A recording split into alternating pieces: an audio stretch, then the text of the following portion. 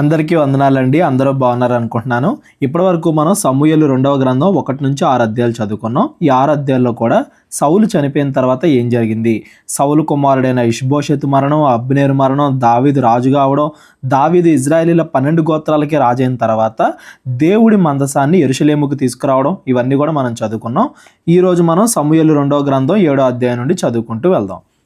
యెహోవా నలుదిక్కులా అతని శత్రువుల మీద అతనికి విజయం ఇచ్చి అతనికి నెమ్మది కలుగజేసిన తరువాత, అంటే దేవుడు దావీదుకి తోడుగా ఉన్నాడు. దావీదు శత్రువులు అంటే ఇజ్రాయెల్ దేశానికి శత్రువులు ఎవరైతే ఉంటారో ఆ అన్ని యుద్ధాల్లో కూడా దేవుడు దావీదుని గెలిపిస్తూ వచ్చాడు అని దాని అర్థం. ఆ తర్వాత నెమ్మది కలిగిన తరువాత రాజు తన నగరయందు కాపురం ఉండి నాతాను ప్రవక్తను పిలువనంపి, తన నగరము అంటే యెరూషలేములో దావీదు ఉండి నాతాను అనే ప్రవక్తను పిలుస్తున్నాడు. అతనితో ఏం మాట్లాడుతున్నాడు చూద్దాం. నేను దేవదారు మ్రానుతో కట్టిన నగరయందు వాసము చేయుచుండగా దేవుడి మందసము డేరాలో నిలిచి ఉన్నది అనగా, దేవుడు ఎక్కడో ఉన్న నన్ను తీసుకొచ్చి రాజుగా చేశాడు, యెరూషలేము నగరాన్ని నాకు ఇచ్చాడు, ఎంతో గొప్పగా కట్టిన యెరూషలేము నగరంలో నేను నివసిస్తూ ఉండగా దేవుని మందసం మాత్రం డేరాలో ఉంది, నేను దేవుడికి ఒక దేవాలయం కట్టాలనుకుంటున్నాను అని చెప్పేసి దావీదు నాతాను ప్రవక్తను అడుగుతున్నాడు. దావీదు హృదయం ఎలా ఉంది అనేది మనం ఆలోచించాలి. పూర్తిగా దేవుని ఆలోచనలతో నిండి ఉంది.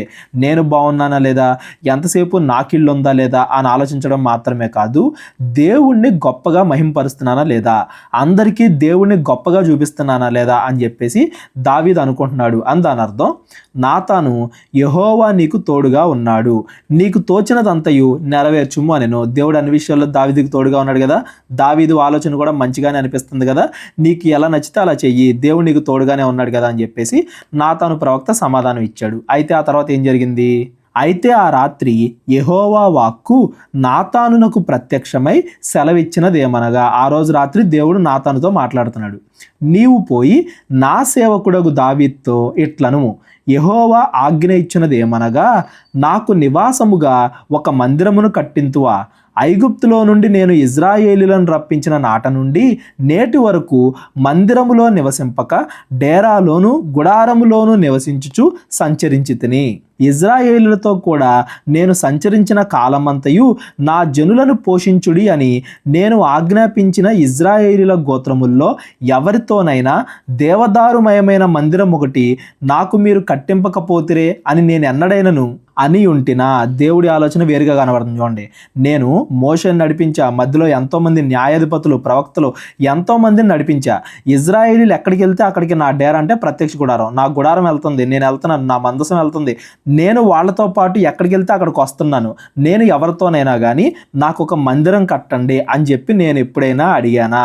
నాకు మందిరం కట్టండి దేవదారు మ్రానుతో అని చెప్పేసి నేను ఎప్పుడూ అడగలేదు కదా. నాకు మందిరం కట్టాలి అంటే అది మీ ఇష్టానుసారంగా మీరు అనుకుంటే సరిపోదు, నా ఆలోచన ప్రకారమే జరగాలి అని చెప్పేసి దేవుడు అంటున్నాడు. ఇక్కడ మనకి 2 రకాల ఒపీనియన్స్ కనబడుతున్నాయి. ఒకటి, దావీదేమో నేను బాగానే ఉన్నాను, దేవుడి మందసం మాత్రం డేరాలో ఉంది, దేవుడికి ఒక పెద్ద మందిరం కట్టాలి అని చెప్పి దావీదు అనుకుంటున్నాడు. దావీదు ఆలోచన రైటే, దావీదు మంచిగానే ఆలోచించాడు. కాకపోతే మందిరం అనేది కేవలం దావీదు ఒక్కడి కోసమే కాదు కదా, ప్రజలందరికీ కదా, తరతరాలుగా దేవుడి లక్షణాలు చూపించేది కదా మందిరం అంటే. నేను ఎప్పుడైనా కానీ మిమ్మల్ని మందిరం కట్టమని అడిగానా అని దేవుడు ఎందుకు అంటున్నాడు అంటే, దేవుడు ఎప్పుడు కూడా నాకు మందిరం కట్టండి అని ఎందుకు అడగలేదంటే, దేవుడి యొక్క లక్షణాలని ఖచ్చితంగా చూపించడం చాలా కష్టం. మరలా దేవాలయం అనేది విగ్రహారాధనలాగా మారిపోకూడదు. దేవుడి దగ్గరికి వచ్చేది అంటే దేవాలయానికి వచ్చేది ఒక విగ్రహంలాగా దేవుడిని పూజించడానికి కాదు, దేవుడి లక్షణాలను గుర్తించడానికి, దేవుడి ఆలోచనలు తెలుసుకోవడానికి. ఇలాగా దేవుడి మందిరం, దేవుడి ఆలయంలో చాలా అంశాలు ఉంటాయి. ఎలా పడితే అలా మందిరం కడదామంటే కుదరదు. ప్రత్యక్ష గుడారం దగ్గర మనం చూసాం కదా, మోషేతో దేవుడు ప్రత్యక్ష గుడారాన్ని నిర్మించమని చెప్పినప్పుడు దాంట్లో ఎన్ని రకాలుగా, ప్రతి దాంట్లోనూ ఒక్కొక్క దాని వెనకాల యేసుక్రీస్తు వారి గురించిన ప్రవచనం, ఆ లక్షణాలు, దేవుడి యొక్క లక్షణాలు, పాప పశ్చాత్తాపం, దేవుడి యొక్క పరిశుద్ధత, ఇవన్నీ కూడా తెలిపేలాగా దేవుడు ప్రత్యక్ష గుడారాన్ని పెట్టాడు. ఆ ప్రత్యక్ష గుడారం కూడా జనాలు ఎక్కడికి వెళ్తే అక్కడికే వెళ్తుంది. దేవుడు ఏదో ఒక ప్లేస్లో ఉండేవాడు కాదు, దేవుడి దగ్గరికే మనుషులు వెళ్ళాలి అన్నట్టుగా కాదు, మనుషులు ఎక్కడికి వెళ్తే అక్కడికి దేవుడే వస్తాడు. దేవుడి దగ్గరికి మనుషులు వెళ్ళటం కాదు, మనుషుల దగ్గరికే దేవుడు వస్తాడు అని అనేక కారణాలు, అనేక సూచనలు, అనేక గుర్తులతో దేవుడు ప్రత్యక్ష గుడారం అనేది పెట్టాడు. ఇప్పుడు కేవలం దావీదు ఆలోచన మంచిదైనంత మాత్రాన అక్కడతో దేవాలయం కట్టేద్దామంటే కుదరదు. ఒకవేళ దేవాలయం నిర్మించాలి అంటే అది దేవుడి ఆలోచనలతోనే కలగాలి. అది విగ్రహారాధనలా కాకుండా దేవుడి లక్షణాలు తెలిపేదిలాగా ఉండాలి. దేవుడి మందసాన్ని కూడా విగ్రహంగా మార్చిన ఇజ్రాయేల్ పరిస్థితి ఏమైందో మనం చూసాం. విగ్రహంగా దేవుడు ఉండాలని కోరుకోవట్లేదు, దేవుడి లక్షణాలు ఉండాలని కోరుకుంటున్నాడు. అందుకే ఇక్కడ దావీదు ఆలోచన మంచిది అయినప్పటికీ దాని వెనకాల ఉండే ఇంత లోతైన విషయాన్ని దావీదు గ్రహించలేదు. కాబట్టి నేను ఎప్పుడైనా నాకు మందిరం కట్టమని నేను అడిగానా అని చెప్పేసి దేవుడు నాతాన్తో మాట్లాడుతున్నాడు. ఈ మందిరం వెనకాల చాలా లోతైన విషయాలు ఉంటాయి. ప్రత్యక్ష గుడారం వెనకాల దేవుడు ఎంత లోతుగా విషయాలు చెప్పాడో మందిరాన్ని నిర్మించాలనుకుంటే అంత లోతుగా ఉండాలి. ఎందుకంటే కొత్త నిబంధనలో యేసుక్రీస్తు వారిని సూచించేదిలాగా ఉండాలి. యేసుక్రీస్తు వారే నిజమైన మందిరం, దేవుడి ఆలయం. కాబట్టి ఆయన్ని సూచించేలాగా ప్రతిదీ ఉండాలి. కాబట్టి ఇదేదో అనుకున్న వెంటనే దేవుడికి దేవాలయం కట్టేయడం కాదు. మిగతా అన్యుల కానానీల విగ్రహారాధనలాగా వాళ్ళ దేవుడిలాగా దేవుడు కాదు. దేవుడు ఒక విగ్రహం రూపంలో ఉండేవాడు కాదు, ఒక చోటనే ఉండేవాడు కాదు. ఇలాంటి విషయాలన్నీ కూడా దేవాలయం వెనకాల దాగుంటాయి. కాబట్టి అందుకే దేవుడు దావీదు మంచి హృదయంతోనే దేవాలయం కడతానన్నా కానీ దాని వెనకాల ఇన్ని లోతైన విషయాలు ఉంటాయి కాబట్టి వద్దు అంటున్నాడు. నేను ఎప్పుడూ అడగలేదు అని అందుకే అంటున్నాడు. కాకపోతే దావీదు కోరికని గౌరవించి అది నెరవేరడానికి కూడా దేవుడు తర్వాత ఒక ప్రణాళిక చెప్తాడు. అదంతా కూడా తర్వాత మనం చదువుకుందాం. ప్రస్తుతానికి దావీదు దేవాలయం కడతాను అంటే దాని వెనకాల ఇన్ని లోతైన విషయాలు ఉంటాయి కాబట్టి నేను ఎప్పుడూ అందుకే అడగలేదు, నాకు వద్దు దేవాలయం అని చెప్పేసి దేవుడు అంటున్నాడు. ఎలా వద్దు, మీరు కట్టాలనుకుంటున్నట్టుగా వద్దు అంటున్నాడు. ఆ తర్వాత ఎలా నెరవేరింది, తర్వాత అది ఏ విధంగా రూపం మార్చుకుంది, ఇవన్నీ కూడా తర్వాత అధ్యాయంలో మనం చదువుకుందాం. మన 30 డే బైబిల్ కోర్సులో కూడా దేవుడి దేవాలయం మీద ఒక వీడియో చేసాం మనం. ఎక్కువ క్లారిటీ కావాలంటే అది వినండి. లేదా ఎవరికైనా డౌట్ ఉంటే డిస్క్రిప్షన్లో నా నెంబర్ ఉంటుంది, కాల్ కానీ వాట్సాప్ కానీ చేయండి. దేవుడు ఇదంతా కూడా నాతాన్తో చెప్పి నువ్వు దావీదు దగ్గరికి వెళ్ళు అని దావీదు దగ్గరికి పంపిస్తున్నాడు. కాబట్టి నీవు నా సేవకుడగు దావీదుతో ఈలాగు చెప్పుము. దావీదు దగ్గరికి వెళ్ళి నువ్వు ఇలా చెప్పు, సైన్యములకు అధిపతియగు యెహోవా నీకు సెలవిచ్చినది ఏమనగా, గొర్రెల కాపులోనున్న నిన్ను గొర్రెల దొడ్డిలో నుండి తీసి ఇజ్రాయేలీలు అను నా జనుల మీద అధిపతిగా నియమించితిని. నీవు పోవు చోట నెల్లను నీకు తోడుగా నుండి నీ శత్రువులందరినీ నీ ఎదుట నిలవకుండా నిర్మూలము చేసి లోకములోని గనులైన వారికి కలుగు పేరు నీకు కలుగజేసి ఉన్నాను. దావీదుని ఎంత గొప్పగా దేవుడు హెచ్చించాడో చెప్తున్నాడు. మరియు ఇజ్రాయేలీలు అను నా జనులు ఇకను కదిలింపబడకుండా తమ స్వస్థలమందు నివసించినట్లు దాని యందు వారిని నాటి పూర్వము ఇజ్రాయేలీలు అను నా జనుల మీద నేను న్యాయాధిపతులను నియమించిన తరువాత జరుగుచూ వచ్చినట్లు దుర్బుద్ధి గల జనులు ఇకను వారిని కష్టపెట్టక ఉండునట్లుగా చేసి. న్యాయాధిపతుల కాలంలో మనం చదువుకున్నాం కదా, దేవుడు ఇజ్రాయేల్ తప్పు చేసిన ప్రతిసారి కూడా ఎవరో ఒకరిని పంపించి వాళ్ళ మీద యుద్ధానికి పంపించడం, వాళ్ళ మీద బానిసలుగా పంపించడం, మరలా ఇజ్రాయేల్ తప్పు చేయడం, మరలా దేవుడు వాళ్ళ బానిసత్వంలోనికి పంపించడం, ఇదంతా కూడా జరుగుతూనే ఉంది. యెహోషువ ద్వారా దేవుడు ఏదైతే వాగ్దానం చేశాడో ఆ భూమి, దాన్ని పూర్తిగా స్వతంత్రించుకోకుండానే న్యాయాధిపతుల కాలం అయిపోయింది. సౌలు కాలం వచ్చిన తర్వాత కూడా దేవుడు ఏదైతే ఇజ్రాయేల్ దేశం వాగ్దాన దేశం అని అన్నాడో దాన్ని పూర్తిగా ఇజ్రాయేల్ అందరూ కూడా స్వాధీనపరచుకోవాలా. ఇప్పుడు దావీదు కాలంలో ఇజ్రాయేల్ దేశం మొత్తం కూడా మంచిగా నెమ్మదిగా ఉంటుంది. దావీదు ఇజ్రాయేల్ దేశం మొత్తం కూడా స్వాధీనపరచుకుంటున్నాడు. మనం తర్వాత అధ్యాయాల్లో చదువుకుంటాం. 8, 9, 10 అధ్యాయాల్లో ఇజ్రాయేల్ దేశం మొత్తాన్ని కూడా పూర్తిగా ఒకటిగా చేసి దేవుడు ఏదైతే యెహోషువ దగ్గర మోషే దగ్గర వాగ్దానం చేశాడో ఆ ప్రాంతం మొత్తం కూడా దావీదు స్వాధీనపరచుకున్నాడు అని చెప్పేసి. పూర్వం అలా లేదు కదా, ఇప్పుడు దేవుడు నెమ్మది కలుగజేశాడు కదా, నీ ద్వారా కలిగించాడు కదా, ఇంత దేవుడు చేశాడు నీకు. నీ శత్రువుల మీద నీకు జయమిచ్చి నీకు నెమ్మది కలుగజేసి ఉన్నాను. మరియు యెహోవానగు నేను నీకు తెలియజేయనిది ఏమనగా, మొదట అసలు దేవుడు దావీదుని ఎంతగా హెచ్చించాడో చెప్తున్నాడు. ఇదంతా కూడా నీకు చేసి ఇప్పుడు నేను నీకు చెప్తుంది ఏంటంటే, నేను నీకు సంతానము కలుగజేసేదను. నువ్వు నాకు దేవాలయం కడతాం కాదు, నేనే నీకు సంతానం కలుగజేస్తా. నువ్వు నన్ను గొప్ప చేయడం కాదు, నేనే నిన్ను గొప్ప చేస్తా. నీ హృదయం బాగుంది కాబట్టి, నీ ఆలోచనలు బాగున్నాయి కాబట్టి నేనే నిన్ను గొప్ప చేస్తా. నేను నీకు సంతానము కలుగజేసేదను. నీ దినములు సంపూర్ణములగునప్పుడు నీవు నీ పితరులతో కూడా నిద్రించిన తరువాత నీ గర్భములో నుండి వచ్చిన నీ సంతతిని హెచ్చించి రాజ్యమును అతనికి స్థిరపరిచెదను. అతడు నా నామఘనత కొరకు ఒక మందిరమును కట్టించును. అతని రాజ్య సింహాసనమును నేను నిత్యముగా స్థిరపరిచెదను. నేను అతనికి తండ్రినే యుందును, అతడు నాకు కుమారుడే యుండును. ఈ 12 నుండి 14 వచనాలని మీరు అందరూ కూడా చాలా జాగ్రత్తగా గుర్తుపెట్టుకోవాలండి. అబ్రహాముతో దేవుడు ఎలా అయితే వాగ్దానం చేశాడో, అబ్రహాముతో యేసుక్రీస్తు వారి గురించి దేవుడు ఎలా అయితే వాగ్దానం చేశాడో, ఇలా దావీదుతో కూడా దేవుడు వాగ్దానం చేసుకుంటున్నాడు అనేది మనం గమనించాలి. అబ్రహాముకు దేవుడు చేసిన వాగ్దానంలో 2 లేయర్లు ఉన్నాయి అని మనం అక్కడ చదువుకున్నాం. ఒకటేమో అబ్రహాము కుమారుడైన ఇస్సాకు గురించి, రెండవది అబ్రహాము ద్వారా రాబోయే యేసుక్రీస్తు వారి గురించి. అలా అబ్రహాముతో దేవుడు చేసుకున్న వాగ్దానం ఎలాగో ఇలా దావీదుతో దేవుడు చేసుకుంటున్న వాగ్దానం కూడా అలాంటిదే. ఇందులో కూడా 2 విషయాలు దాగున్నాయి. ఒకటేమో దావీదు కుమారుడైన సొలొమోను గురించి మనం తర్వాత అధ్యాయాల్లో రాజుల పుస్తకాల్లో మనం చదువుకుంటాం. దావీదు కుమారుడైన సొలొమోను గురించి ఒకటి, రెండవది దావీదు ద్వారా రాబోయే యేసుక్రీస్తు, దావీదు వంశంలో పుట్టబోయే యేసుక్రీస్తు వారి గురించి. ఆ 2 కూడా ఇప్పుడు మనం చూద్దాం. మొదటగా సొలొమోను గురించి దేవుడు ఏం చెప్తున్నాడు అది మనం చదువుకుందాం. నీ తర్వాత నీ గర్భములో నుండి వచ్చిన నీ సంతతి సొలొమోనికి రాజ్యాన్ని నేను అప్పగిస్తాను, అతడు రాజు అవుతాడు, అతడి ద్వారా నేను మందిరాన్ని కట్టిస్తాను. నువ్వు నాకు మందిరం కట్టాలనుకున్నావు కదా, నేను అది అతని ద్వారా కట్టిస్తాను అని చెప్తున్నాడు. ఇది ఈ ప్రవచనంలో దాగి ఉన్న ఒక విషయం. అయితే ఇదే ప్రవచనం, ఇదే నిబంధనలో యేసుక్రీస్తు వారి గురించి కూడా ఉంది అనేది మనం గమనించాలి. ఎలా అయితే అబ్రహాము దగ్గర నీ సంతానాన్ని నేను ఆశీర్వదిస్తాను అని చెప్పాడో ఇక్కడ కూడా నీ సంతానం అంటున్నాడు. చూడండి, అంటే అబ్రహాము ద్వారా రాబోయే యేసుక్రీస్తు వారి గురించి, దావీదు ద్వారా రాబోయే యేసుక్రీస్తు వారి గురించి. రాజ్యాన్ని స్థిరపరుస్తాను అంటే సొలొమోను రాజ్యం సొలొమోను బతుకున్నంత వరకే ఉంటుంది. ఆ తర్వాత అతని రాజ్యం వేరే వాళ్ళకి వెళ్ళిపోద్ది కదా. స్థిరపరచడము అంటే అందులో సొలొమోను బతుకున్నంత కాలం సొలొమోనికి, ఆ తర్వాత అందులో దాగి ఉన్న పరిపూర్ణ అర్థం ఏంటంటే యేసుక్రీస్తు ద్వారా ఒక కొత్త రాజ్యం వస్తుంది. యేసుక్రీస్తు వారు ఒక మందిరాన్ని నిర్మిస్తారు, సంఘం అనే మందిరాన్ని నిర్మిస్తారు. అది నిత్యముగా స్థిరపరిచేదను. నిత్యము అన్నాడు చూడండి.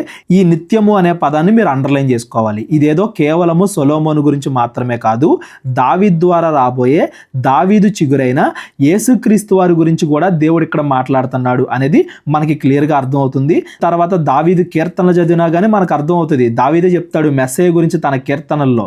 దేవుడు ఎలా అయితే అబ్రహాము కనబరిచాడో దావీదు కూడా యేసుక్రీస్తు వారిని కనబరిచారు. యేసుక్రీస్తు వారి గురించిన ప్రవచనాలన్నీ కూడా చెప్పించాడు. ఫ్యూచర్లో యేసుక్రీస్తు వారు శరీర రూపిగా వస్తారు, రాజ్యాన్ని స్థాపిస్తారు, మందిరాన్ని స్థాపిస్తారు, నిత్యముగా ఆయనే రాజులాగా ఉంటాడు. దేవుడు అతనికి తండ్రి, అతడు దేవుడికి కుమారుడు. ఈ మాటలన్నీ కూడా యేసుక్రీస్తు వారి గురించి అనేది మనం అర్థం చేసుకోవాలి. ఈ సమయంలోనే దావీదు చాలా కీర్తనలు రాస్తాడు. అవన్నీ కూడా మనం కీర్తనల పుస్తకం చదువుకునేటప్పుడు చదువుకుందాం. వీటన్నిటిని కూడా డ్యూయల్ ప్రాఫెసీస్ అంటారు.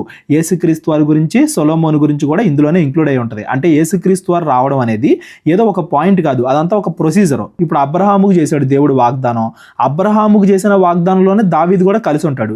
దావీదుకి చేశాడు వాగ్దానం యేసుక్రీస్తు అని రప్పిస్తాను అని చెప్పి, అందులోనే సొలొమోను కూడా కలిసి ఉంటాడు. ఇదంతా కూడా ఒకటే పెద్ద ప్రవచనం యేసుక్రీస్తు వారి వరకు. మధ్యలో అందరూ కూడా ఎవరెవరైతే ఇంక్లూడ్ అవుతున్నారో వాళ్ళకు కూడా అది అప్లై అవుతుంది. ఎందుకంటే వాళ్ళ ద్వారా కూడా యేసుక్రీస్తు వారు రావాలి కాబట్టి అనేది మీరు గుర్తించండి. అబ్రహాముతో దేవుడు వాగ్దానం చేశాడంటే అది కేవలం ఇస్సాకు గురించి కాదు. దావీదుతో దేవుడు వాగ్దానం చేశాడంటే అది కేవలం సొలొమోను గురించి మాత్రమే కాదు. ఎందుకంటే అబ్రహాముకి దేవుడు ఇదే వాగ్దానాన్ని చేశాడు, దావీదుకి దేవుడు ఇదే వాగ్దానాన్ని చేశాడు. నిత్యము అంటున్నాడు, శాశ్వతమైన రాజ్యము అంటున్నాడు, అతని రాజ్యము చిరకాలము స్థిరంగా ఉంటుంది అంటున్నాడు. ఇవన్నీ కూడా కేవలం ఇస్సాకు సొలొమోనుకు అప్లై అవ్వు, యేసుక్రీస్తు వారికి మాత్రమే అప్లై అవుతాయి. ఎందుకంటే భూమి మీద ఉండే ఏ రాజు అయినా కానీ కొంతకాలం ఉంటాడు, తర్వాత చనిపోతాడు, అతని రాజ్యం వేరే వాళ్ళకి ఇచ్చేయబడుతుంది. కాకపోతే యేసుక్రీస్తు వారు స్థాపించిన రాజ్యం మాత్రం చిరకాలం ఉండేది. సంఘము, దేవుని దేవాలయము, ఇది మాత్రం స్థిరంగా ఉంటుంది. యేసుక్రీస్తు వారు తిరిగి లేచారు కాబట్టి ఎల్లప్పుడూ దానికి ఆయనే రాజుగా ఉంటాడు అనేది కూడా మనం గమనించాలి. ఈ ప్రవచనానికి సంబంధించి ఎవరికైనా డౌట్లు ఉంటే డిస్క్రిప్షన్లో నా నెంబర్ ఉంటుంది, కాల్ కానీ వాట్సాప్ కానీ చేయండి. ఈ ప్రవచనాన్ని అనేక సార్లు మరలా మనం గుర్తు చేసుకుంటాం. దేవుడు దావీదుతో నిబంధన చేసుకున్నాడని. ఇది ఒక్క చోటే కాదండి, దేవుడు దావీదుకి మరలా గుర్తు చేస్తాడు.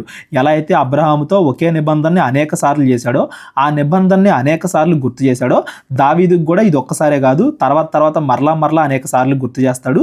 చదువుకుంటూ వెళ్ళేటప్పుడు ఆ సందర్భాలు కూడా నేను చెప్తాను. ఎవరికైనా ఏదైనా డౌట్ ఉంటే డిస్క్రిప్షన్లో నా నెంబర్ ఉంటుంది, కాల్ కానీ వాట్సాప్ కానీ చేయండి. అతడు పాపము చేసిన ఎడల, ఇక్కడ నుండి మరలా సొలొమోను గురించి, అతడు పాపము చేసిన ఎడల నరుల దండముతోనూ మనుషులకు తగులు దెబ్బలతోనూ అతన్ని శిక్షింతును గాని నిన్ను స్థాపించుటకై నేను కొట్టివేసిన సౌలునకు నా కృప దూరమైనట్టు అతనికి నా కృప దూరము చేయను. సొలొమోను కానీ దావీదు కుమారులు ఎవరైనా కానీ ఎవరైనా తప్పు చేశారంటే వాళ్ళని శిక్షిస్తాను. నీ కుమారులు కాబట్టి అని వాళ్ళని వదిలే ప్రసక్తి లేదు. తప్పు చేస్తే మాత్రం దేవుడి శిక్ష తప్పనిసరిగా ఉంటుంది, అందులో మార్పేమీ లేదు. అయితే నీ ద్వారా యేసుక్రీస్తు వస్తాడు అని నేను చెప్పాను కాబట్టి నీ రాజ్యం మాత్రం చిరకాలం నిలుస్తుంది, నీ సంతానం వాళ్ళు చిరకాలం నిలుస్తారు అని దాని అర్థం. మధ్య మధ్యలో ఎవరైనా తప్పు చేస్తే వాళ్ళు కాకుండా వాళ్ళ పిల్లలో వాళ్ళ కుటుంబం వాళ్ళు దేవుడు ఎవరో ఒకరిని రప్పిస్తారు, కానీ దావీదు సంతానం నుండే యేసుక్రీస్తు వస్తారు, ఇది మాత్రం స్థిరం, ఇందులో మార్పు ఏమీ లేదు అని చెప్పేసి దేవుడు దావీదుతో నిబంధన చేసుకుంటున్నాడు. నీ మట్టుకు నీ సంతానమును నీ రాజ్యము నిత్యము స్థిరమగును, నీ సింహాసనము నిత్యము స్థిరపరచబడును అనెను. నీ సింహాసనము అంటే దావీదు చిరకాలం బతుకుతాడని కాదండి, దావీదు యొక్క వంశము చిరకాలం నిలుస్తుంది అని దాని అర్థం. ఇప్పుడు సౌలు తప్పు చేశాడు, సౌలు తప్పు చేసిన తర్వాత సౌలు కుటుంబంతో సంబంధం లేకుండా దావీదుని తీసుకొచ్చాడు కదా దేవుడు. అలాగా దావీదు కుమారుల్లో ఎవరైనా తప్పు చేస్తే దేవుడు కంప్లీట్గా వేరే వాళ్ళని తీసుకురాడు, వాళ్ళని శిక్షిస్తాడు, కానీ దావీదు కుటుంబం దగ్గరే రాజ్యం ఉంటుంది. ఎందుకంటే యేసుక్రీస్తు వారు వస్తారు దావీదు సంతతి నుండి అని దేవుడు వాగ్దానం చేశాడు కాబట్టి అని జరగబోయే ప్రతిదాన్ని కూడా దావీదుతో ముందుగానే నాతాను ప్రవక్త ద్వారా దేవుడు చెప్పేస్తున్నాడు. తనకు కలిగిన దర్శనం అంతటిని బట్టి ఈ మాటలన్నింటి చొప్పున నాతాను దావీదునకు వర్తమానము తెలియజెప్పాను. దేవుడు ఏవేవైతే నాతానుకు చెప్పాడో అవన్నీ కూడా నాతాను వెళ్ళి దావీదుతో చెప్పాడు అని దాని అర్థం. దావీదు రాజు లోపల ప్రవేశించి యెహోవా సన్నిధిని కూర్చుండి ఈలాగు మనవి చేశాను. అదంతా విన్న తర్వాత దావీదు దేవుడికి ప్రార్థన చేస్తున్నాడు. ఏమని ప్రార్థన చేస్తున్నాడు? నా ప్రభువా యెహోవా, నీవు ఎంతగా నన్ను హెచ్చించుటకు నేను ఎంతటి వాడను, నా కుటుంబము ఏ పాటిది, నేనెంతటి వాడను, నా కుటుంబము ఏ పాటిది అంటున్నాడంటే ఇది కేవలం సొలొమోను గురించే మాట్లాడట్లా దావీదు. ప్రభువా, మెస్సయ్య నా కుటుంబం నుండి వస్తాడా, చిరకాలము నిలుచుండే రాజ్యం నా కుటుంబం ద్వారా వస్తుందా అని చెప్పేసి దావీదు చాలా ధన్యుడిగా ఫీల్ అవుతున్నాడు. దేవుడికి ఆనందంతో కృతజ్ఞతతో ప్రార్థన చేస్తున్నాడు అని దాని అర్థం. ఎంత హెచ్చుగా చేసినదంతయు నీ దృష్టికి కొంచెమై మానవుల పద్ధతిని బట్టి బహుకాలము జరిగిన తరువాత నీ దాసుడనైన నా సంతానమునకు కలగబోవు దాన్ని గూర్చి నీవు సెలవిచ్చి ఉన్నావు. తర్వాత ఏం జరిగిద్దో, నా ద్వారా యేసుక్రీస్తు వారు ఎలా వస్తారో నాకు అన్ని కూడా తెలియజేస్తున్నావే, నేను ధన్యుణ్ణి అని మాట్లాడుతున్నాడు. దేవుడు అబ్రహాముకు కూడా ఇలాగే జరగబోయే ప్రతిదీ కూడా చూపించాడు. అబ్రహాము కూడా ధన్యుడిలాగా దేవుడికి ప్రార్థన చేశాడు అని మనం చదువుకున్నాం. అబ్రహాము తర్వాత అంతటి నిబంధన దావీదుతో జరుగుతుంది అని దాని అర్థం. యెహోవా నా ప్రభువా, దావీదు అను నేను ఇక నీతో ఏమి చెప్పుకొందును? యెహోవా నా ప్రభువా, నీ దాసుడనైన నన్ను నీవు ఎరిగి ఉన్నావు. నీ వాక్కును బట్టి నీ ఇష్టానుసారముగా ఈ ఘనకార్యములను జరిగించి నీ దాసుడనగు నాకు దీన్ని తెలియజేసితివి. కాబట్టి దేవా యెహోవా, నీవు అత్యంత ఘనత గలవాడవు, నీ వంటి దేవుడు ఒకడునూ లేడు. మేము వినిన దానంతటినీ బట్టి చూడగా నీవు తప్ప దేవుడు ఎవడునూ లేడు. నీకు జనులగుటకై వారిని నీవు విమోచించునట్లును, నీకు ఖ్యాతి కలుగునట్లును, నీ జనులను బట్టి నీ దేశమునకు భీకరమైన మహత్కార్యములను చేయునట్లును దేవుడువైన నీవు ఐగుప్తు దేశములో నుండి, ఆ జనుల వశములో నుండి, వారి దేవతల వశములో నుండి నీవు విమోచించిన ఇజ్రాయేలులను బట్టి నీ జనము వంటి జనము లోకమందు మరి ఎక్కడ ఉన్నది? మరియు యెహోవావైన నీవు వారికి దేవుడవై ఉండి వారు నిత్యము నీకు ఇజ్రాయేలులను పేరుగల జనులై ఉండునట్లుగా వారిని నిర్ధారణ చేసితివి. నా దేవా యెహోవా, నీ దాసుడునగు నన్ను గూర్చియు నా కుటుంబమును గూర్చియు నీవు సెలవిచ్చిన మాట ఎన్నటికీ నిలుచునట్లు దృఢపరచి సైన్యములకు అధిపత్యగు యెహోవా ఇజ్రాయేలీలకు దేవుడై ఉన్నాడు అను మాట చేత నీ నామమునకు శాశ్వత మహిమ కలుగునట్లును, నీ దాసుడనైన నా కుటుంబము నీ సన్నిధిని స్థిరపరచబడినట్లును నీవు సెలవిచ్చిన మాట నెరవేర్చుము. ఒక్కొక్క పదానికి ఎంతెంత వెయిట్ ఉంటుందోనండి. ప్రతి పదం దగ్గర ప్రతి లైన్ దగ్గర ఆలోచించి చదువుకుంటూ వెళ్తే చాలా ఉంటుంది. దేవుడు ఎంతగా దావీదుని దీవించాడు, దానికి దావీదు ఎంత కృతజ్ఞత కలిగి ఉన్నాడు, ఎంత ధన్యతతో దేవుడు దావీదుకి కృతజ్ఞతలు తెలుపుతున్నాడు.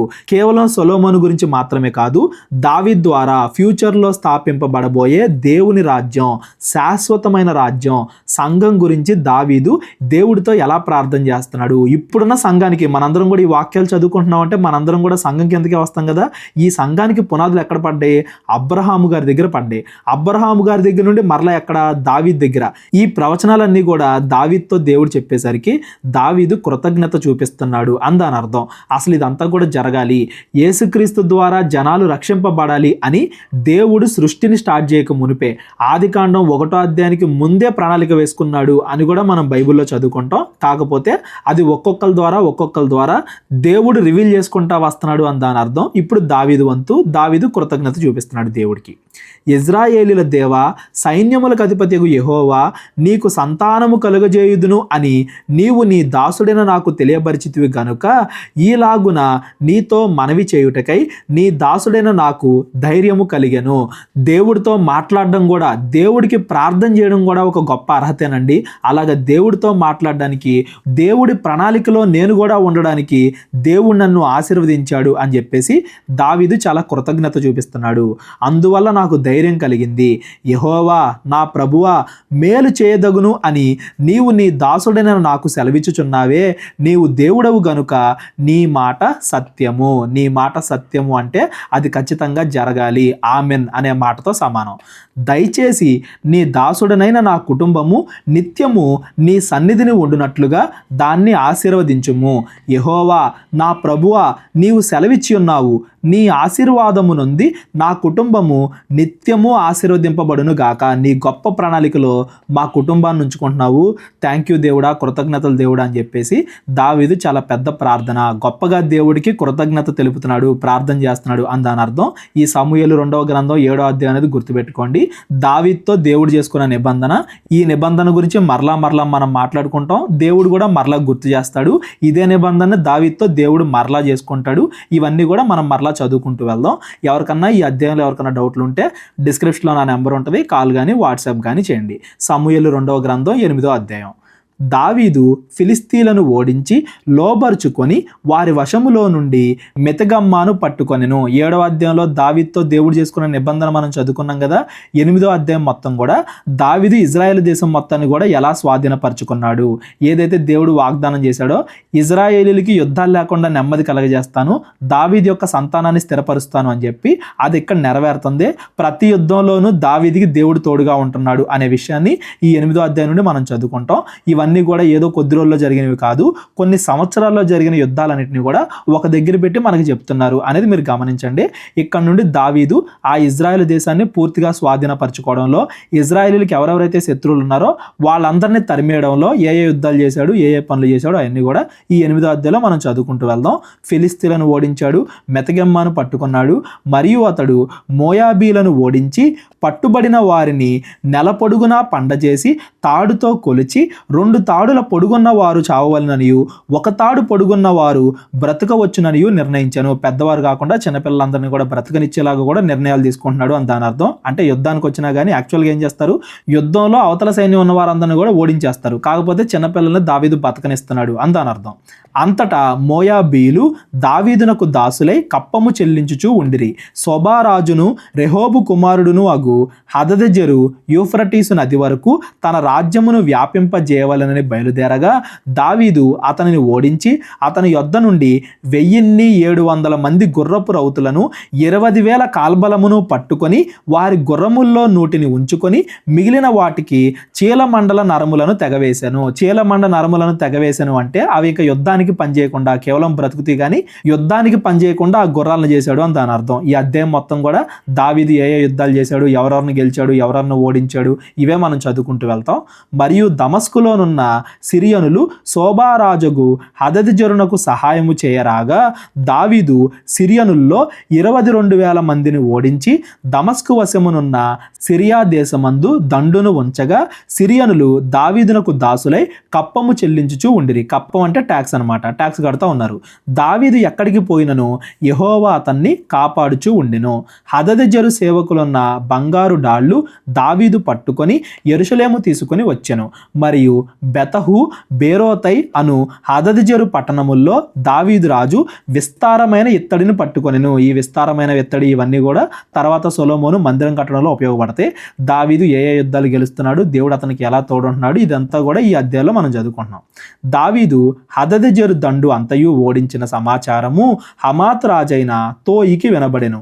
హదదెజెరునకును తోయికిని యుద్ధములు జరుగుచుండెను కనుక దావీదు హదదెజెరుతో యుద్ధము చేసి అతన్ని ఓడించి ఉండుట తోయి విని తన కుమారుడగు యోరాము చేతికి వెండి బంగారు ఇత్తడి వస్తువులను కానుకలుగా అప్పగించి కుశల ప్రశ్నలు అడిగి దావీదుతో కూడా సంతోషించుటకై అతన్ని దావీదు నొద్దకు పంపెను. ఇజ్రాయెల్ దేశానికి శత్రు దేశాలని హతం చేయడం మాత్రమే కాదు, ఇజ్రాయెల్ దేశానికి మిత్ర దేశాలను కూడా దావీదు సంపాదించుకుంటున్నాడు అని దాని అర్థం. రాజైన దావీదు తాను జయించిన జనముల యొద్ద పట్టుకొనిన వెండి బంగారములతో వీటిని చేర్చి యెహోవాకు ప్రతిష్ఠించెను. వెండి బంగారం ఇత్తడి ఇవన్నీ కూడా దావీదు దాస్తున్నాడు అని దాని అర్థం. ఎందుకు దాస్తున్నాడు అంటే సొలొమోను తర్వాత దేవాలయం కడతాడు కదా, దానికోసం ఇవన్నీ కూడా సిద్ధపరుస్తున్నాడు అని దాని అర్థం. కొంతమందికి పైన క్వశ్చన్ కూడా వస్తుంది, దావీదే అడిగాడు కదా దేవాలయం కడతానని, దావీదు ద్వారా కాకుండా దావీదు కుమారుడైన సొలొమోను ద్వారా దేవుడు దేవాలయం ఎందుకు కట్టేస్తున్నాడు అని కూడా కొంతమంది అడుగుతారు. దానికి ఆన్సర్ మనం తర్వాత అధ్యాయాల్లో తర్వాత పుస్తకాల్లో చదువుకుందాం. ఇక్కడ మీరు గుర్తుపెట్టుకోవాల్సింది ఏంటంటే దేవాలయం అనేది ఎలా పడితే అలా కడితే కుదరదు. దేవాలయం వెనకాల దేవుడి లక్షణాలు తెలియాలి. ఇక్కడ దావీదు కూడా చాలా మందితో యుద్ధం చేసి చాలా మందిని చంపుతూ ఇలా ఉన్నాడు కదా, దేవుడి మందిరం కట్టే విధానం కూడా ఇలా కాదు దేవుడి మందిరాన్ని కట్టాల్సింది అనేది కూడా దాని వెనకాల ఒక కారణం. ఇవన్నీ కూడా మనం తర్వాత సొలొమోను దేవాలయాన్ని కట్టేటప్పుడు లేకపోతే దినవృత్తాంతాలు చదివేటప్పుడు అప్పుడు మనం మాట్లాడుకుందాం. ప్రస్తుతానికి ఎవరికన్నా దాని గురించి డౌట్ ఉంటే డిస్క్రిప్షన్లో నా నెంబర్ ఉంటుంది, కాల్ కానీ వాట్సాప్ కానీ చేయండి. దావీదు మాత్రం అన్ని సిద్ధం చేస్తున్నాడు. అటు ఇజ్రాయెల్ దేశాన్ని రక్షిస్తున్నాడు, ఇజ్రాయెల్ దేశానికి శత్రు దేశాలని ఓడిస్తున్నాడు, అలాగే మిగతా రాజ్యాలతో కొన్ని వీటితో మంచి సంబంధాలు కూడా కొనసాగిస్తున్నాడు. అలాగే దేవుడి మందిరానికి కావలసిన ఇత్తడి బంగారం వెండి ఇవన్నీ కూడా భద్రపరుస్తున్నాడు అని దాని అర్థం. వాటిని అతడు సిరియనుల యొద్ద నుండి, మోయాబీల యొద్ద నుండి, అమ్మోనీల యొద్ద నుండి, ఫిలిస్తీన్ల యొద్ద నుండి, అమాలేకీల యొద్ద నుండి, రెహోబు కుమారుడగు హదదెజెరు అను శోభారాజునొద్ద నుండి పట్టుకొని ఉండెను. దావీదు ఉప్పులోయలో సిరియనులకు 18,000 మందిని హతము చేసి తిరిగి రాగా అతని పేరు ప్రసిద్ధమాయను. ప్రతి చోట వేలు అంటున్నారు చూడండి. కొన్ని సంవత్సరాల్లో జరిగిన యుద్ధాలు, ఏదో ఒక సంవత్సరం ఒక రోజులో కాదు, కొన్ని సంవత్సరాల్లో జరిగిన యుద్ధాలన్నింటినీ కూడా ఈ 8వ అధ్యాయంలో ఒక దగ్గర పెట్టి చెప్తున్నారు. దావీదు చేసిన యుద్ధాలన్నీ కూడా ఒక దగ్గర మనం చదువుకుంటున్నాం అనే విషయాన్ని గుర్తుపెట్టుకోండి. లేదంటే ఇన్ని యుద్ధాలు ఎంతమంది చనిపోవడం ఇదంతా కూడా మనకు కన్ఫ్యూజింగ్గా ఉంటుంది. ఇవన్నీ కూడా కొన్ని సంవత్సరాల్లో జరిగిన యుద్ధాలు అనేది మీరు గుర్తుపెట్టుకోండి. మరియు ఎదోము దేశమందు అతడు దండును ఉంచెను. ఎదోమీయులు దావీదునకు దాసులు కాగా ఎదోము దేశం అంతటా అతడు కావలి దండును ఉంచెను. దావీదు ఎక్కడికి పోయినను యెహోవా అతన్ని కాపాడుచూ ఉండెను. దావీదు ఇజ్రాయెల్ అందరి మీద రాజై తన జనులందరినీ నీతి న్యాయములను బట్టి ఏలుచుండెను. కేవలం యుద్ధాలు చేయడం మాత్రమే కాదు, ఇజ్రాయెల్ దేశం లోపల ప్రజలందరినీ కూడా మంచిగా చూసుకుంటున్నాడు. నీతి న్యాయాలను బట్టి ఏలుచున్నాడు. ఏదో అధికారం కోసమో తన కుటుంబమే కోసం అన్నట్టు అట్లా కాకుండా నీతి న్యాయాలు దేవుడి ఇష్ట ప్రకారంగా ప్రజలను పాలిస్తున్నాడు అని దాని అర్థం. ఈ 15వ వచనం గుర్తుపెట్టుకోండి. ఇందుకే ఇజ్రాయెల్ అందరూ కూడా దావీదుని అంతగా ప్రేమించారు అనేది కూడా మీరు గుర్తుపెట్టుకోండి. సెరూయా కుమారుడగు యోవాబు సైన్యములకు అధిపతి అయి ఉండెను. అహీలూదు కుమారుడగు యెహోషాపాతు రాజ్యపు దస్తావేజుల మీద ఉండెను. అహీటూబు కుమారుడగు సాదోకును, అబ్యాతారు కుమారుడగు అహీమెలుకును యాజకులు, షెరూయా లేఖకుడు, యెహోయాదా కుమారుడగు బెనాయా కెర్తీయులకును పెలతీయులకును అధిపతి, దావీదు కుమారులు సభాముఖ్యులు. దావీదు రాజ్యం వెళ్ళడంలో ముఖ్యమైన వారు ఎవరో, దావీదు సింహాసనం దావీదు రాజ్యంలో ముఖ్యమైన వాళ్ళు ఎవరో అనేది ఇక్కడ చెప్తున్నాడు. యోవాబు గురించి మనకు ముందే తెలుసు, పైనుండి కూడా మనం చదువుకుంటా వస్తున్నాం. దావీదు యొక్క సైన్యాధిపతి. యెహోషాపాతేమో మంత్రిలాగా, రాజు ఏవేవైతే ఆజ్ఞాపిస్తాడో అవన్నీ జరుగుతూ ఉండేలాగా దస్తావేజుల విషయంలో అతడు చూసుకుంటూ ఉండేవాడు. దేవుడి ఆజ్ఞ ఉందా లేదా దాని ప్రకారం అన్నట్టుగా సాదోకు అహీమెలుకు వీళ్ళిద్దరు కూడా యాజకులు. ఇక్కడ చూడండి, అబ్యాతారు బ్రతికాడని మనం చదువుకున్నాం కదా, తన కుమారుడికి తన తండ్రి పేరే పెట్టాడు అని దాని అర్థం. అహీమెలుకు అనే పేరే పెట్టాడు. అది యాక్చువల్గా తన తండ్రి పేరు, కొడుకుకు కూడా అదే పేరు పెట్టాడు అని దాని అర్థం. ఇక్కడ కన్ఫ్యూజ్ అవ్వమాకండి. సాదోకు అహీమెలుకు వీళ్ళిద్దరూ కూడా దావీదు దగ్గర యాజకులు, అంటే దేవుడి యొక్క ఉద్దేశాలు దావీదుకి తెలుపుతూ ఉండేవాళ్ళు. సెరూయా లేఖకుడు, బెనాయా అనే ఆయన అధిపతి, దావీదు కుమారులేమో నేర్చుకుంటా ఉన్నారు ప్రతిదాన్ని అని దాని అర్థం. వీటిల్లో కొన్ని పేర్లు మీకు మరలా కనబడతాయి. సొలొమోన్ దగ్గర కూడా కొంతమంది కనబడతారు. వీటిల్లో కొన్ని పేర్లు మాత్రం మీరు గుర్తుపెట్టుకోండి, అన్ని కూడా అవసరం లేదు. ఎక్కడన్నా వస్తే నేను మరలా జ్ఞాపకం చేస్తాను. సమూయేలు 2వ గ్రంథం 9వ అధ్యాయం. 7వ అధ్యాయంలోనేమో దావీదుకి దేవుడికి మధ్య జరిగిన నిబంధన, 8వ అధ్యాయంలోనేమో దావీదు చేసిన యుద్ధాలు, గెలిచిన రాజ్యాలు, అవన్నీ కూడా. 9వ అధ్యాయాన్ని ఇప్పుడు మనం చదువుకుందాం. యోనాతాన్ను బట్టి నేను ఉపకారము చూపుటకు సౌలు కుటుంబంలో ఎవడైనా కలడా అని దావీదు అడిగాను. యోనాతానికి దావీదుకి నిబంధన జరిగిందని మనం చదువుకున్నాం కదా. యోనాతాను యొక్క కుమారుని అంటే సౌలు యొక్క సంతతిని దావీదు చంపకుండా కాపాడతాడు. యోనాతానికి దావీదుకి మధ్య నిబంధన ఉంది. సౌలు కుటుంబమునకు సేవకుడగు సీబాయను ఒకడుండగా వారు అతన్ని దావీదునొద్దకు పిలవనంపిరి. సౌలు కుటుంబానికి బాగా తెలిసిన సీబా అనే ఒక వ్యక్తి ఉన్నాడు. ఈ వ్యక్తి ద్వారా ఇంకా సౌలు కుటుంబంలో ఎవరన్నా బ్రతుకున్నారా, నేను వాళ్ళకి సహాయం చేస్తాను అని చెప్పేసి దావీదు కనుక్కుంటున్నాడు అని దాని అర్థం. అంత ముందు కూడా దావీదు ప్రయత్నించే ఉంటాడు, ఎందుకంటే యోనాతానికి దావీదుకి మధ్య ఎంత స్నేహం ఉందో మనకు తెలుసు కాబట్టి. అయితే ఈ సీబా అనే వ్యక్తి ఇప్పుడు దొరికాడు కాబట్టి ఇతని ద్వారా మరలా కనుక్కుంటున్నారు అని దాని అర్థం. రాజు, సీబావు నీవే కదా అని అతన్ని అడగగా, నీ దాసుడైన నేనే సీబాను అనెను. రాజు, యెహోవా నాకు దయచూపినట్లుగా నేను ఉపకారము చేయుటకు సౌలు కుటుంబములో ఎవడైనా ఒకడు శేషించి ఉన్నాడా అని అతన్ని అడగగా, సౌలు కుటుంబంలో ఒక్కలన్నా బతికారా, నేను వాళ్ళని రక్షిస్తాను, వాళ్ళని కాపాడుతాను అని దావీదు చెప్తున్నాడు. యాక్చువల్గా ఎవరన్నా ఉన్నా కానీ ఎందుకు దాక్కుంటారు అంటే దావీదు నుండి, సౌలు అనే అతను అంత ముందు రాజు కదా, ఒకవేళ అతని కుటుంబంలో వాళ్ళు ఎవరన్నా తర్వాత రాజు కావాలని ప్రయత్నం చేస్తారేమో అని చెప్పేసి ఆ కాలంలో ఈ రాజకుటుంబం వాళ్ళు ఆ రాజకుటుంబం వాళ్ళకి వారసులు లేకుండా అందరినీ కూడా చంపేస్తారు. దావీదు కూడా అలా చంపేస్తాడేమో, నేను సౌలు వారసుని అని తెలిస్తే నన్ను కూడా దావీదు చంపేస్తాడేమో అని చెప్పి కూడా వాళ్ళు దావీదుకి దూరంగా ఉండుండొచ్చు. అది కూడా ఒక కారణమే. ఎవరన్నా ఉన్నారని దావీదు అడిగితే అప్పుడు ఆ సీబా అంటున్నాడు, యోనాతానుకును కుంటి కాళ్ళు గల కుమారుడు ఒకడు ఉన్నాడని రాజుతో మనవి చేసెను. కుంటి కాళ్ళు గల కుమారుడు మెఫీబోషెతు అనే కుమారుడు ఒకడు ఉన్నాడు యోనాతానికి అని మనం పైన అధ్యాయంలో చదువుకున్నాం. అతడు చిన్నప్పుడే 5 సంవత్సరాలప్పుడే కాళ్ళు పోగొట్టుకున్నాడు ఫిలిస్తీన్లు యుద్ధం చేసినప్పుడు అని కూడా మనం పైన చదువుకున్నాం. అతడు ఉన్నాడు అని చెప్పేసి రాజుతో చెప్పాడు ఆ సీబా. అతడు ఎక్కడ ఉన్నాడని రాజు అడగ్గా, సీబా చిత్తగించుము, అతడు లోదెబారులో అమ్మీయేలు కుమారుడగు మాకీరు ఇంట ఉన్నాడని రాజుతో అనెను. మాకీరు అనే ఇంట్లో ఉన్నాడు అని చెప్పాడు. అప్పుడు రాజైన దావీదు మనుషులను పంపి లోదెబారులోనున్న అమ్మీయేలు కుమారుడగు మాకీరు ఇంటి నుండి అతన్ని రప్పించెను. సౌలు కుమారుడైన యోనాతానుకు పుట్టిన మెఫీబోషెతు దావీదు నొద్దకు వచ్చి సాగిలపడి నమస్కారము చేయగా, సాగిలపడి నమస్కారం అంటే మేబీ భయపడి ఉంటాడు, దావీదు నన్ను కూడా చంపేస్తాడేమో అని భయపడి ఉంటాడు. దావీదు మెఫీబోషెతు అని అతన్ని పిలిచినప్పుడు అతడు, చిత్తము, నీ దాసుడనైన నేను ఉన్నాను అనెను. అందుకు దావీదు, నీవు భయపడవద్దు, నీ తండ్రి అయిన యోనాతాను నిమిత్తము నిజముగా నేను నీకు ఉపకారము చూపి నీ పితరులైన సౌలు భూమి అంతయు నీకు మరలా ఇప్పింతును. నేను నిన్ను చంపను, చంపకపోగా నిన్ను ఆశీర్వదిస్తాను, ఎందుకంటే యోనాతానుతో నేను నిబంధన చేసుకున్నాను. యోనాతాను బట్టి, మీ నాన్న బట్టి నేను నిన్ను ఆశీర్వదిస్తాను, మీ భూమి మొత్తం మీకు వచ్చేలా చేస్తానని చెప్తున్నాడు. సౌలు భూమి మొత్తం నీకు ఇప్పిస్తాను, మరియు నీవు సదాకాలము నా బల్ల యొద్దనే భోజనము చేయుదు అని సెలవీయగా, నా బల్ల యొద్దనే భోజనము చేయుదు అంటే దత్తత తీసుకుంటున్నాడు మెఫీబోషెతుని. దావీదు తన కుమారుడిలాగా చూస్తున్నాడు అని దాని అర్థం. తన బల్లనే సదాకాలము అంటే తన కుమారుల్లో ఒక కుమారుడిలాగా మెఫీబోషెతుని చూస్తాను అని చెప్తున్నాడు. అతడు నమస్కరించి, చచ్చిన కుక్క వంటి వాడనైన నా ఎడల నీవు దయచూపుటకు నీ దాసుడనగు నేను ఎంతటి వాడను అనెను. చనిపోతాడేమో అనుకున్నాడు. వచ్చాక చనిపోవడం కాదు కదా, దావీదు అంత ఆస్తి ఇచ్చేసరికి తన కుమారుల్లో ఒక కుమారుడిగా చేసుకునేసరికి బాగా ఆశ్చర్యపోతున్నాడు అని దాని అర్థం. అందుకే తను తగ్గించుకొని, చచ్చిన కుక్క వంటి వాడిని కదా నేను, నన్నెందుకు ఆశీర్వదిస్తున్నావు అని చెప్పేసి అన్నాడు.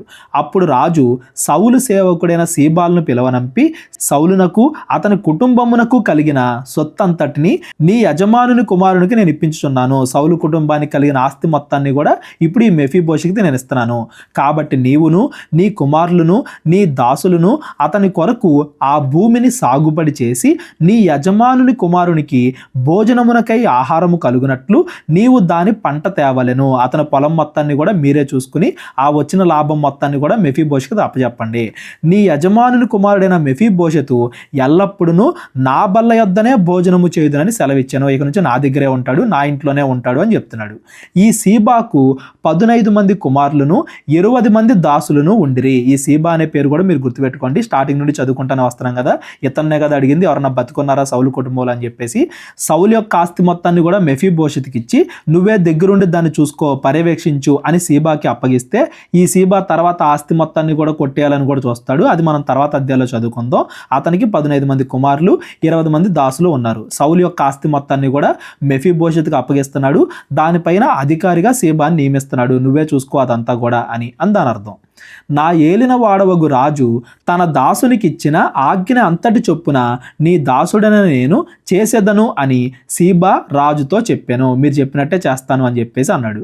కాగా మెఫీబోషెతు రాజకుమారుల్లో ఒకడైనట్టుగా రాజు బల్ల యొద్దనే భోజనము చేయుచూ ఉండెను. మెఫీబోషెతునకు ఒక చిన్న కుమారుడు ఉండెను, వాని పేరు మీకా. మరియు సీబా ఇంటిలో కాపురమున్న వారందరూ మెఫీబోషెతునకు దాసులుగా ఉండిరి. ఈ సీబా ఇంటి వారు మెఫీబోషెతు మెఫీబోషెత్ యొక్క పనులు, అతని కుటుంబం మొత్తాన్ని కూడా చూసుకోవడానికి అతనికి దాసులుగా ఉన్నారు. ఈ మెఫీబోషెత్ యొక్క కుమారుడి పేరు మీకా. ఈ మీకాకి మరలా కుమారులు కలుగుతారు. అంటే దావీదు సౌలు యొక్క కుటుంబాన్ని కాపాడాడు అని దాని అర్థం, సౌలు యొక్క కుటుంబాన్ని హెచ్చించాడు అని దాని అర్థం, యోనాతానుతో చేసుకున్న నిబంధనని తాను నిలబెట్టుకున్నాడు అని దాని అర్థం. మెఫీబోషెతు యెరూషలేములో కాపురం ఉండి సదాకాలము రాజు బల్ల యొద్ద భోజనము చేయుచు ఉండెను, అతని కాళ్ళు రెండును కుంటివి. ఇంకా ఫైనల్గా రాజు దగ్గరే, దావీదు దగ్గరే తన కుమారుల్లో ఒక కుమారులాగా మెఫీబోషెతు స్థిరపడ్డాడు అని దాని అర్థం. ఇక్కడ కూడా దావీదు హృదయాన్ని మనం గమనించాలి. ఎవరైనా కానీ సౌలు యొక్క కుటుంబం నుంచి ఒక వారసుడు బతుకున్నాడు అంటే ఫ్యూచర్లో రాజ్యానికి వారసుడు అవుతాడు కదా అని భయపడతారు. దావీదు అలాగేం భయపడకుండా దేవుడి చిత్తానుసారంగా ఇచ్చిన మాటను నిలబెట్టుకుంటున్నాడు. ఆ మెఫీబోషెతును ఆశీర్వదిస్తున్నాడు. యోనాతాను బతికి లేకపోయినా తన ప్రాణ స్నేహితుడికి ఇచ్చిన మాటని దావీదు ఇక్కడ నిలబెట్టుకుంటున్నాడు అని దాని అర్థం. దావీదు హృదయం మనకు అర్థం అవ్వాలి. అందుకే దేవుడు దావీదుని అంతగా హెచ్చిస్తున్నాడు అనే విషయం కూడా మనకు అర్థం అవ్వాలి. సమూయేలు 2వ గ్రంథం 10వ అధ్యాయం కూడా ఈరోజు మనం చదువుకుందాం. 11వ అధ్యాయం నుండి రేపొద్దున మనం చదువుకుందాం. పిమ్మట అమ్మోను రాజు మృతి నొందగా, ఇజ్రాయెల్ దేశానికి చుట్టుపక్కల ఉండే రాజ్యాల్లో అమ్మోనీల రాజ్యం కూడా ఒకటి. ఆ అమ్మోని యొక్క రాజు మృతి నొందగా అతడి కుమారుడగు హానూను అతని రాజ్యమును ఏలుచూ ఉండెను. అమ్మోను రాజు చనిపోయిన తర్వాత ఆ అమ్మోను రాజు యొక్క కుమారుడు హానూను రాజయ్యాడు. దావీదు హానూను తండ్రి అయిన నాహాషు నాకు చేసిన ఉపకారమునకు నేను హానూనునకు ప్రత్యుపకారము చేతును అనుకొని, నాహాషు అంతకుముందు దావీదికి సహాయం చేశాడంట. ఏం సహాయం చేశాడు అనేది మనకు అంతగా తెలీదు. మేబీ సౌలు దగ్గర నుండి తప్పించుకునేటప్పుడు రక్షణైనా కలుగజేసి ఉండొచ్చు, లేదా దావీదు చేసే యుద్ధాల్లో నాహోషు కూడా ఎక్కడైనా దావీదుతో చేతులు కలిపి ఉండొచ్చు. ఏదైనా కానీ మొత్తానికి నాహోషు అంతకుముందు నాతో మంచిగానే ఉన్నాడు కాబట్టి అతని కుమారుడైన హానానికి నేను సహాయం చేస్తాను. ప్రత్యుపకారము అంటే అతడు తండ్రి చనిపోయాడు కాబట్టి అతడికి ఆదరణ కలిగించడం, అతడికి ఎప్పుడైనా ఫ్యూచర్లో సహాయం కావాలంటే సహాయం చేయడం, అలాగే నేను అతనికి తోడుంటాను అని చెప్పేసి దావీదు అనుకున్నాడు. అతని తండ్రి నిమిత్తము అతన్ని ఓదార్చుటకై తన సేవకుల చేత సమాచారము పంపెను. దావీదు సేవకులు అమ్మోనీల దేశములోనికి రాగా అతడు తండ్రి చనిపోయాడు కాబట్టి ఆదరణ కలిగిద్దాం, ఫ్యూచర్లో తోడుంటాను అని హామీ ఇద్దాం అన్నట్టుగా దావీదు ఏం చేశాడు, కొంతమంది సేవకుల్ని ఆ హానూను దగ్గరికి పంపించాడు. అమ్మోనీయుల గనులు అంటే ఆ చనిపోయిన రాజు యొక్క కుమారులు అని దాని అర్థం. వాళ్ళలో పెద్దవాడు హానూను, అతడేమో రాజయ్యాడు. మిగిలిన కుమారులు కూడా ఉంటారు కదా, రాజకుమారులు. ఆ అమ్మోనీయుల గనులు తమ రాజగు హానూనుతో ఈలాగు మనవి చేసిరి, నీ తండ్రిని సన్మానించుటకై దావీదు నీ యొద్దకు ఓదార్చు వారిని పంపెనని నీవు అనుకొనుచున్నావా? దావీదు చెప్పిందంతా నువ్వు నమ్ముతున్నావా? ఈ పట్టణమును నాశనము చేయవలెనని దాన్ని శోధించుటకై వారిని అతడు వేగు నిమిత్తమే పంపించి ఉన్నాడని నీకు తోచలేదా? వాళ్ళు నీకు ఆదరణ కలగజేయడానికి కాదు, నీ రాజ్యాన్ని నాశనం చేయడానికి వేగు చూడడానికి వచ్చారు, మొత్తం కూడా పరిశీలించడానికి వచ్చారు స్పైలాగా అని చెప్పేసి అతనిలో చెడ్డ ఆలోచనలు నాడుతున్నారు. అంతటా హానూను దావీదు పంపించిన సేవకులను పట్టుకొని సగము గడ్డము గొరిగించి వారు తొడుగుకొనిన బట్టలను నడిమికి పిర్రల మట్టుకు కత్తిరించి వారిని వెళ్ళగొట్టెను. అంటే వాళ్ళ మర్మాంగాలు కనబడేలాగా బట్టలు కత్తిరించి గడ్డం కూడా సగమే గీసి వాళ్ళని పంపిస్తున్నాడు. అంటే వాళ్ళని అవమానపరిచి పంపిస్తున్నాడు అని దాని అర్థం. పక్కన మంచి సలహాలు ఇచ్చేవాళ్ళు లేకపోతే, అనుభవం కలిగిన వాళ్ళు సలహాలు మనకి ఇవ్వకపోతే, చెడ్డవాళ్ళ మాటలు మనం వింటే మనం కూడా చెడ్డగా ఎలా మారిపోతాం, తప్పుడు నిర్ణయాలు ఎలా తీసుకుంటాం అనే దానికి ఈ హానూను మంచి ఉదాహరణ. వాళ్ళు చెప్పిన మాటలు విని వీళ్ళని అవమానపరిచి పంపించాడు. ఈ సంగతి దావీదునకు వినబడినప్పుడు ఆ మనుషులు బహుసిగ్గునొందిరని వారిని ఎదుర్కొనుటకై మనుషులను పంపించి మీ గడ్డములు పెరుగు వరకు యెరికో పట్టణమందు ఆగి అటు తర్వాత రండని వారితో చెప్పుడనెను. వారు అలాగే యెరూషలేములోకి వచ్చారు అంటే ఇంకా వాళ్ళకి అవమానం కలిగిద్ది కాబట్టి, ఇంకా సిగ్గుపడతారు కాబట్టి మీ గడ్డం పెరిగేంత వరకు ఒక చోట మీరు ఉండండి అని చెప్పేసి మొదటగా వీళ్ళని ఆదరించాడు. ఆ తర్వాత ఏం జరుగుతుంది, దావీదు దృష్టికి మనలను మనము హేయపరుచుకొంటిమి అని అమ్మోనీయులు గ్రహించి దూతలను పంపి బెత్రెహోబుతోనూ ఆరాము సోబాతోనూ చేరిన సిరియనులో నుండి 20,000 కొలది కాల్బమును, మైకా రాజునొద్ద నుండి 1000 మంది బంటులను, టోబులో నుండి 12,000 మంది బంటులను జీతమునకు పిలిపించుకొంటిరి. చేసిందే తప్పు, మరలా దానిపైన ఇంకో తప్పు చేస్తున్నారు. ఏంటది?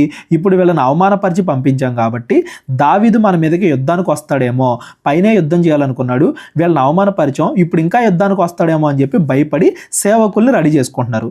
పక్కనుండే రాజ్యం వాళ్ళు అంతమంది సేవకులను వేసుకొని యుద్ధానికి వస్తున్నారు అంటే అవసరం లేకపోయినా కానీ యుద్ధం చేస్తారు కదా ఎవరైనా కానీ.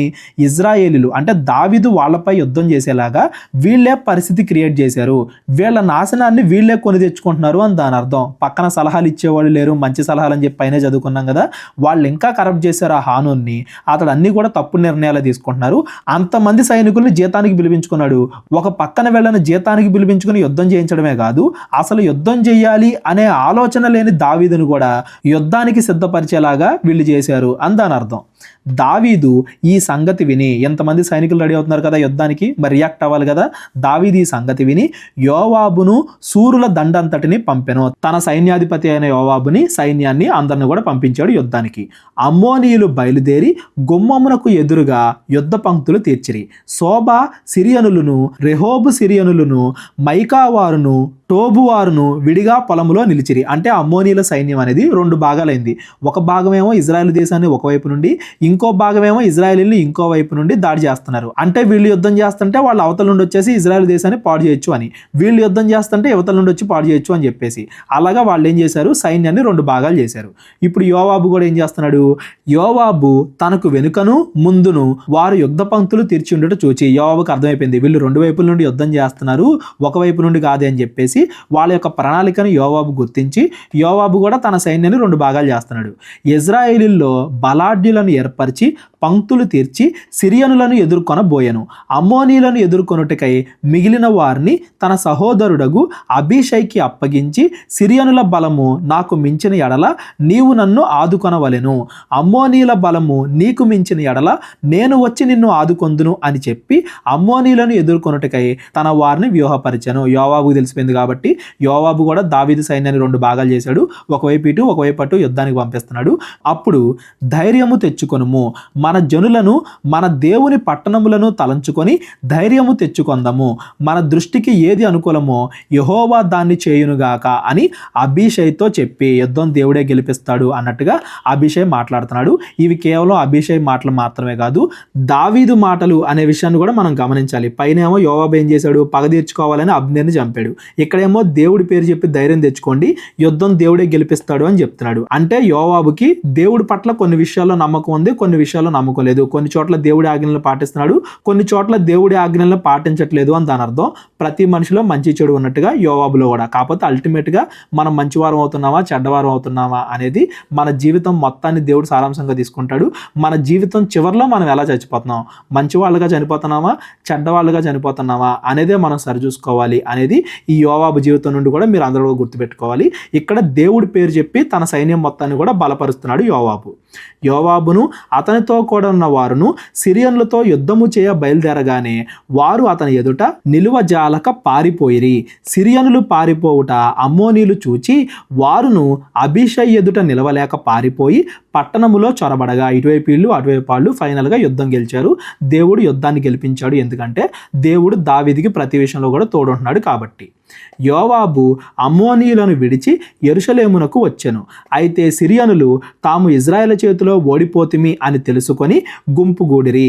హదదజెరు నది అవతలనున్న సిరియనులను పిలువనంపగా వారు హేలామునకు వచ్చిరి. హదదజెరు సైన్యాధిపతియగు శోభకు వీరికి అధిపతిగా ఉండెను. ఈ శోభకు అనే సైన్యాధిపతి ఏం చేశాడు, ఒక పక్కన వీళ్ళు యుద్ధం ఓడిపోయారు కాబట్టి మిగిలిన వాళ్ళందరినీ కూడా గ్యాదర్ చేసుకొని యుద్ధం చేయడానికి మరలా వస్తున్నాడు, వేరే ప్లేస్కి వస్తున్నాడు. మిగతా వాళ్ళందరినీ కూడా గ్యాదర్ చేసుకొని మళ్ళా యుద్ధానికి వస్తున్నాడు అని చెప్పేసి వీళ్ళందరికీ కూడా తెలిసింది.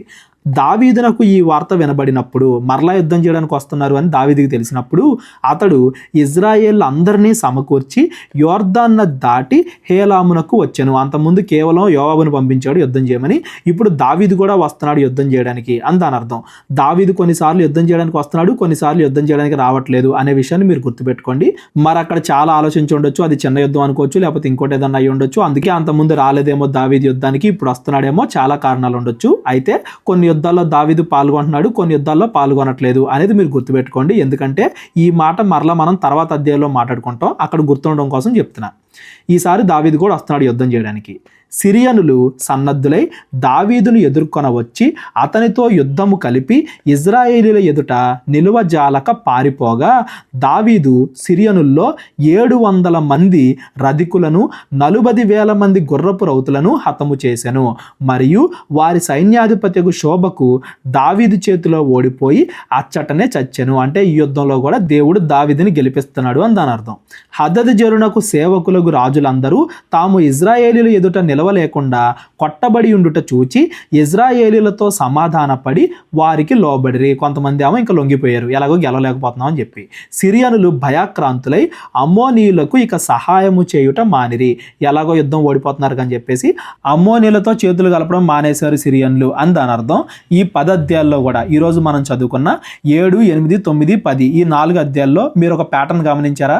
ఒక దగ్గరేమో దావీదు యొక్క దీనత్వం కనబడుతుంది. దేవుడి గురించి ఆలోచించి దేవుడికి మందిరం కట్టాలి అనుకున్నాడు దావీదు 7వ అధ్యాయంలో. దేవుడు దావీదుని, దావీదు కుటుంబాన్ని ఆశీర్వదించాడు. యేసుక్రీస్తు వారి గురించి దావీదుతో నిబంధన కూడా చేసుకున్నాడు. 8వ అధ్యాయంలోనేమో దావీదు చేసిన యుద్ధాలు, దేవుడు దావీదుని ఎలా గెలిపించాడో చెప్పాడు. మరలా 9వ అధ్యాయంలో దావీదు సౌలు కుటుంబం పైన ఎలా కృప చూపించాడు, మెఫీబోషెతును ఎలా ఆదరించాడు అనేది మనకు చెప్పాడు. మరలా 10వ అధ్యాయంలో దావీదు చేస్తున్న యుద్ధాలు, దేవుడు ఎలా గెలిపించాడు.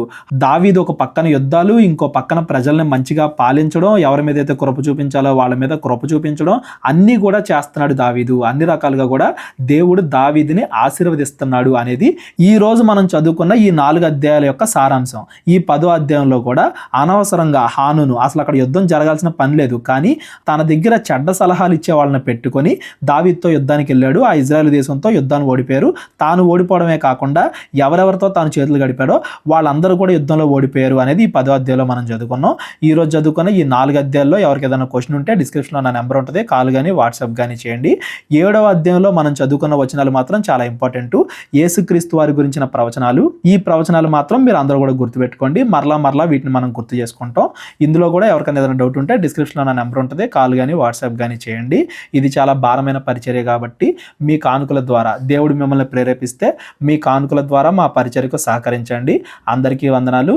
దేవుడు మిమ్మల్ని అందరినీ కూడా దీవించి ఆశీర్వదించును గాక.